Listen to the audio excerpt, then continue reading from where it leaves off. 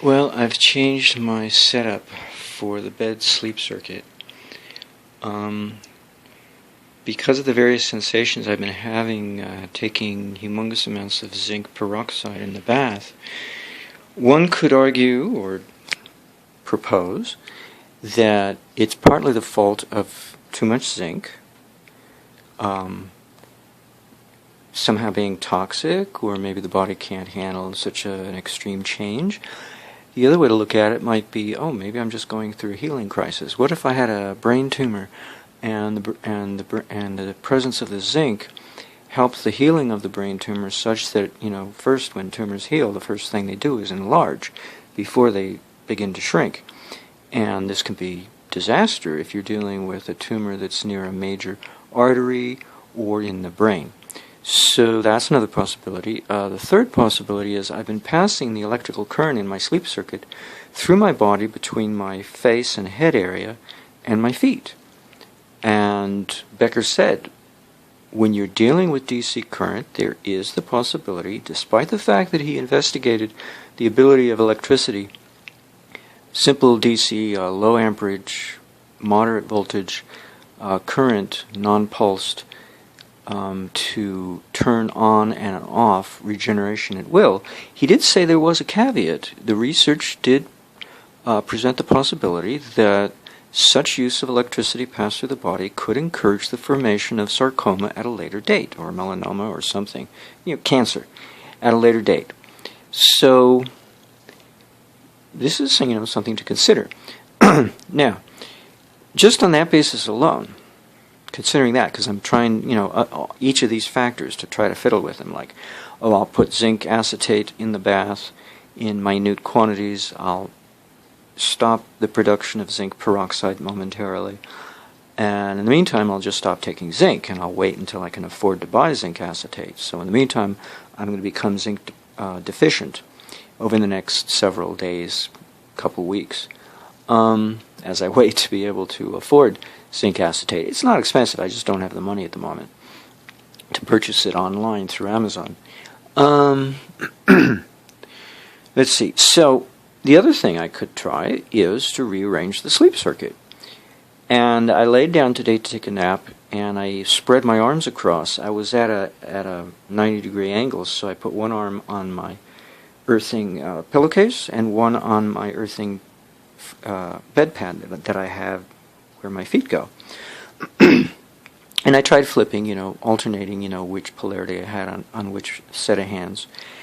And that just felt worse, It felt like my left hand was even going more numb.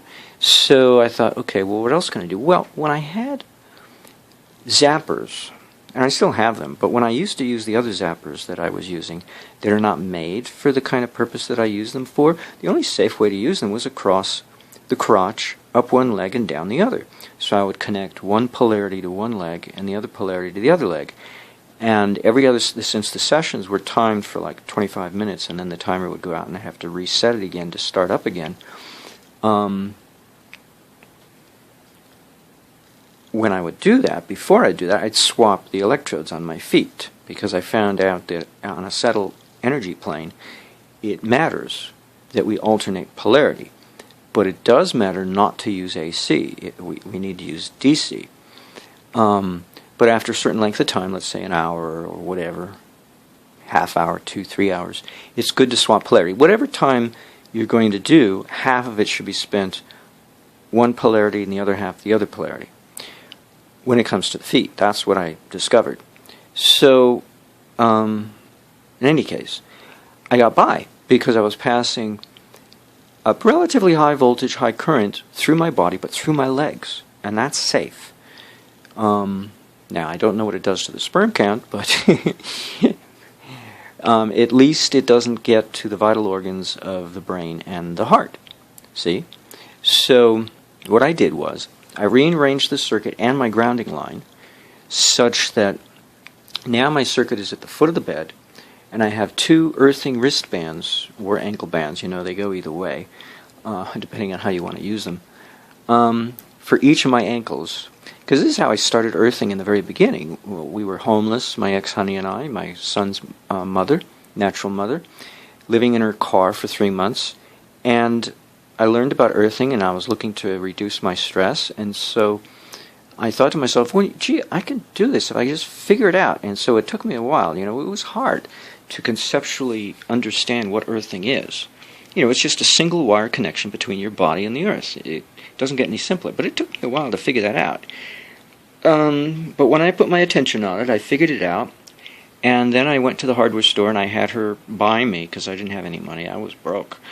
We spent something like $9 or $11, I think it was $9, for a pair of wire snips, the simple kind. That was like $6. That was the most expensive piece of equipment.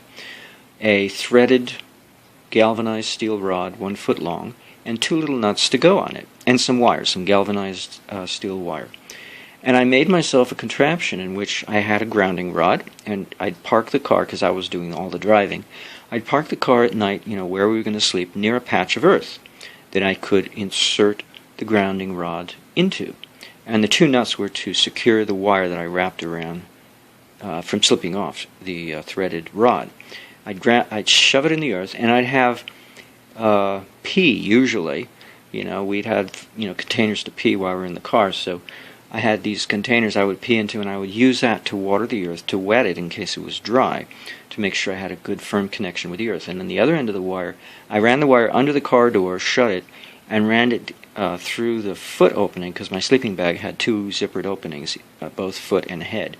So I would unzip the foot opening, slip the wire through, zip it shut, and then wrap the wire around my ankle and go to sleep. And I slept like a baby. It was uncanny.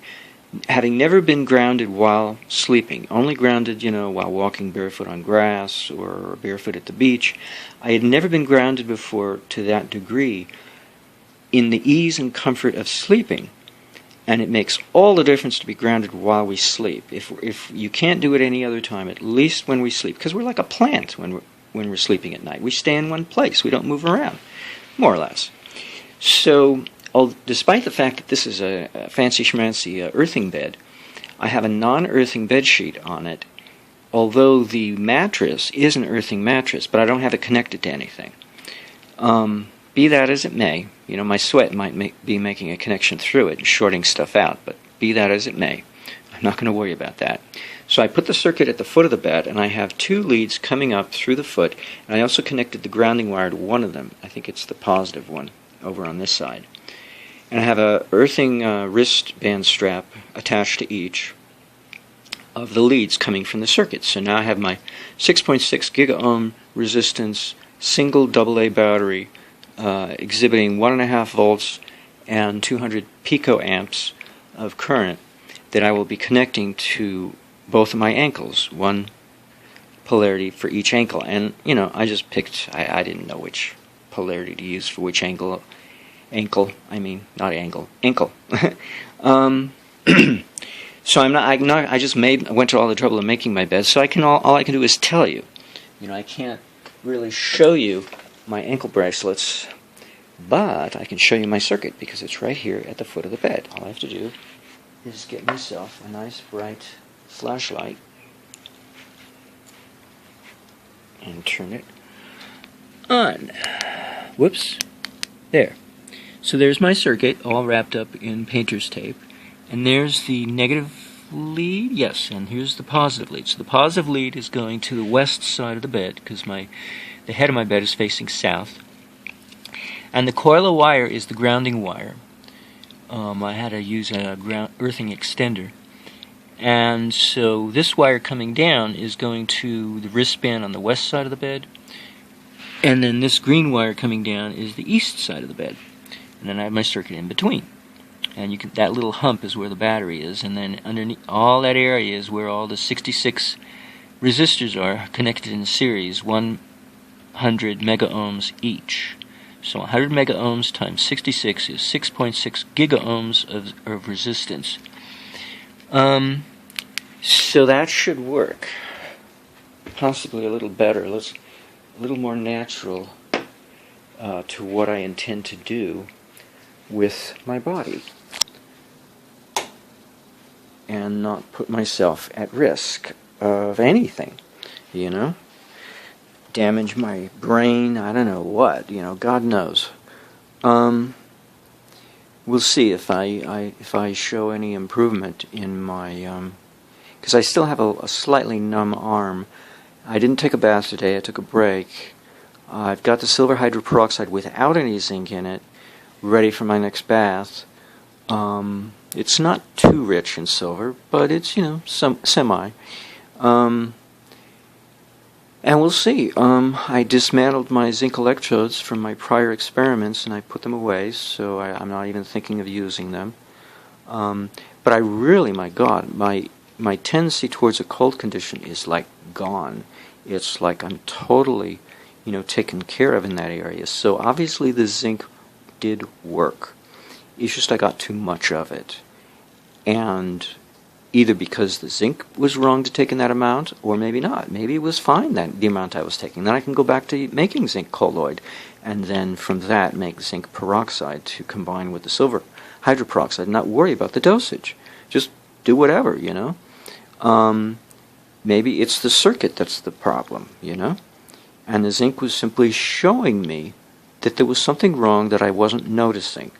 I had no awareness. And that's the interesting thing about these supplements involving metals, is you start to find out things you didn't know about yourself.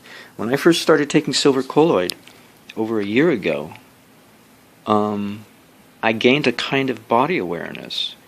It didn't last. I went back to being, using food to suppress my emotions, my grief, eating, I mean. But at first, I was very conscientious of not overindulging in the area of eating. And right now, that's what I'm doing now, having taken all this zinc peroxide in the bath. I'm on a vegan diet. At first, I stayed away from fatty foods, but I just can't do that. Now I just have to have it. So, but I'm doing something else I did over a year ago when I first started with colloidal silver. I'm eating a simpler meal, so I put my attention on food combinings. I mean, I don't have to put my attention, but it just happens that way naturally. So I don't combine things that are not compatible, like starch with oil, for instance. So I had nut butter with honey, and that was totally okay, and some flaxseed milk. So there was nothing in there that was not compatible with each other. And now tonight I feel like having a can of beans and some noodles. Again, starch, but no oil. Well, the refried beans have oil in them. So maybe I should have a can of beans without oil. Interesting. I'm learning if you get a hoarse throat, just speak more loudly. Push yourself past your hoarse throat. Anyway, so it might be the sleep circuit that's destroying me without me realizing, because I do get benefits from it, So this is the two-edged sword perspective that we have to take when we look at each of these things, and never look at anything one-sided like, oh, it's bad, oh, it's good. No, it's always both. And if we can't analyze it properly that way, then we really don't know how to analyze it, because there's nothing about nutrition or electricity that's bad. And there's nothing about it that's perfectly good either. I learned about this a long time ago when I was taking wheatgrass juice and fasting before I took wheatgrass juice when I was a teenager. And I've kind of forgotten that. But it's a truth. Nothing in the earth is totally bad or good. It's natural. You just have to know the consequences, the caveats, the goods and the bad. And you decide what to use and how to use it based on the caveats and the benefits. And so you have to tailor fit something you want to use in terms of how to use it, so that the caveats don't harm you and the benefits don't slip past you and avoid you and be a waste of time. It's kind of like B-complex. If they're not methylated, my body's not making use of it, so I better spend the extra money and get methylated B-complex. It's simple little things like that. They're details, but they make a difference sometimes. Other times they don't make a difference. It takes careful analysis and experimentation to figure these things out, and research, learn what other people know. Anyway. Why would I go to the trouble of putting myself through the rigor and the consequences of a sleep circuit if it's potentially harmful. Why would I do that? Well, the benefit is the need to charge up my body with voltage without amperage for the purpose of charging up the metallic ions that I'm absorbing through my skin in the bathtub. Okay? When I take a bath. So I feed myself metallic ions, but if I don't take the responsibility to charge up my body with a voltage minus a current to charge up those metallic ions with a voltage charge, because they do accept voltage charge, making my body into a capacitor, then what the heck am I taking that through the skin for?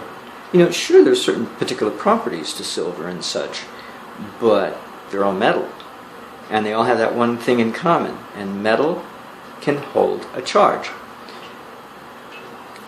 We don't normally think of that because we're geared to the modern idea of the capacitor. But you know what? In the old days, they weren't called capacitors. They were called condensers. And there was another term, and I'm not sure what it was, for a single-plated, I think they were called terminals. I'm not sure. They were single-plated capacitors in which the circuit only had one plate. And the dielectrics, such as the air, served as the dielectric, but it also served as the other plate, or the earth. Tesla would make the earth maybe a monopole, and there was no reference. It was just a singular pole. So when I charge up my body with a voltage charge while I sleep, that's a circuit, a closed circuit. But when I get out of it, now it's an open circuit, and I'm discharging what I've charged my body up with, namely a moderate voltage of around 1.5 volts and a suppressed amperage of around 200 picoamps. And that's going to have an effect on the metallic ions in my body. It's going to charge them up. And this has been the whole basis for my reasoning that argyria is preventable if we charge the body with a mild voltage without any current. Because then the silver won't lodge in the flesh devoid of a charge. It won't be seeking a charge in the skin. Well, what do you think the photoelectric effect is? We have sun, what do you call them, electric panels, solar panels, right? Not the thermal kind, but the electric kind.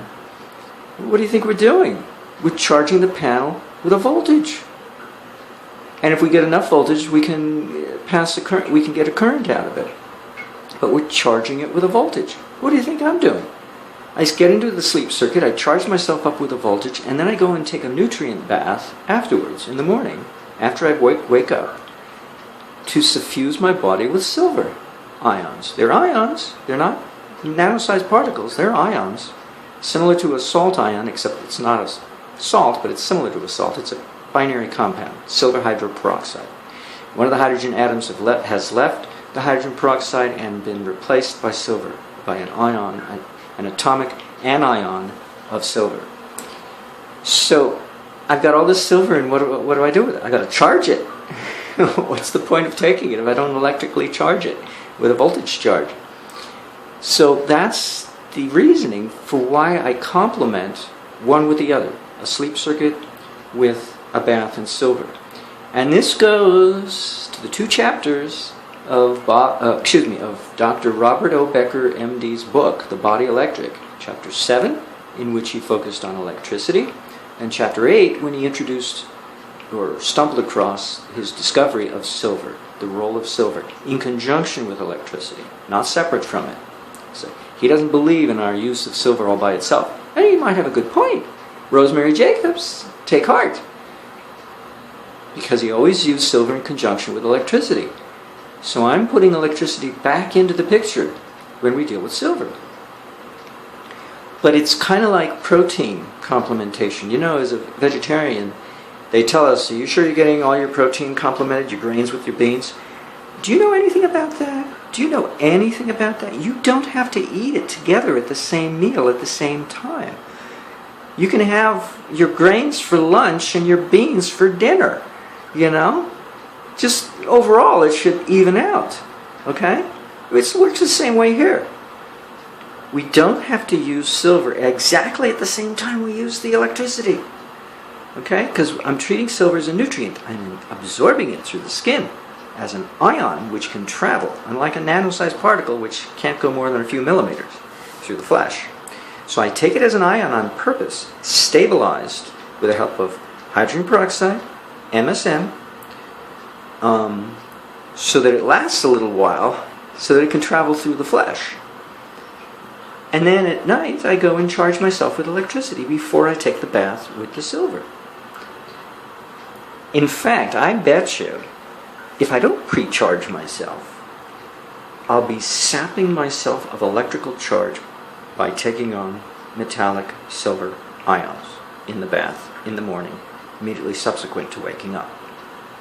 I bet you that would be the consequence had I not charged ahead of time.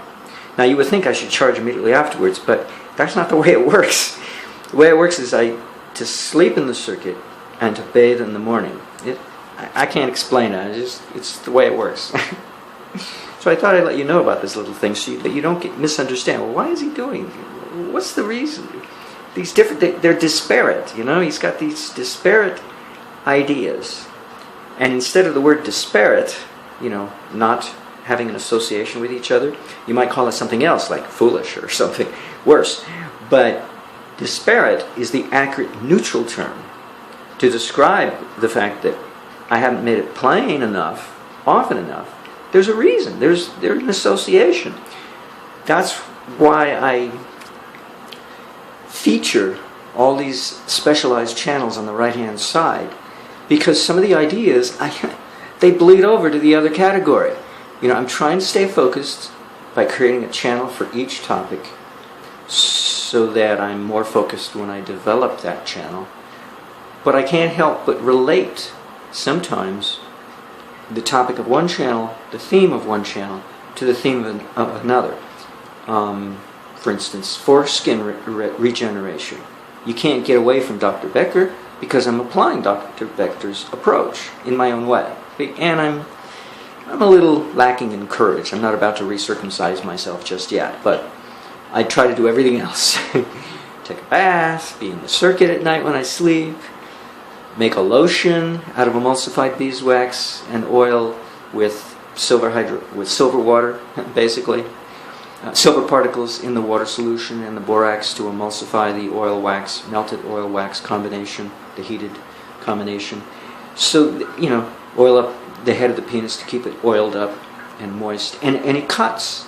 Oh, it's great. It's like Bactine, only it's homemade, all natural. You can eat it. You can make a chocolate sauce out of it, you know. It's all edible ingredients. Tastes a little weird unless you dilute it down a bit because of the borax, you know. But you may not. Yeah, actually, my first batch had too much borax. That's right. No, you wouldn't even notice, I bet, unless you're really sensitive. But we need borax in small amounts. So you see, all of this is kind of integrated. I like to think of it in terms of integration so that one thing relates to another thing. Yet on the other hand, I want separate channels to help me focus. So that's why I've gone away from my YouTube channel that's in my name, Vinyasi. I don't add anything there anymore except on occasion. I whine, I complain. I put a complaint video up. You know, woo, I don't get to put videos here anymore because they're always flagged. I got so many that are flaggable. Well, I wasn't focusing.